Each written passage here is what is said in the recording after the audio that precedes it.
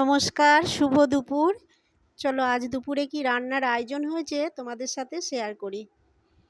প্রথমে আছে সাদা ভাত, লেবু, নুন, তারপরে দিয়ে দিচ্ছি স্যালাড, তারপরে তোমার দিচ্ছি হলো পটল ভাজা, ভেন্ডি ভাজা, আর রয়েছে তোমার পেঁয়াজ লঙ্কা ভেজে আলু মাখা,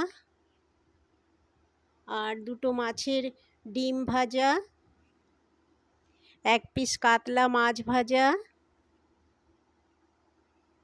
আর মুসুর ডাল পাতলা করে কালো জিরে ফোড়ন দিয়ে পেঁয়াজ দিয়ে করেছি।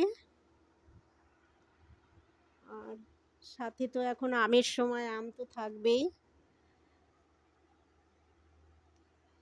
আর আছে শেষ পাতে খাওয়ার জন্য এক বাটি টক দই। থালিটা কেমন লাগলো তোমরা কমেন্ট করবে, লাইক শেয়ার করবে, পাশে থাকবে। এইটুকুই, চলো টাটা।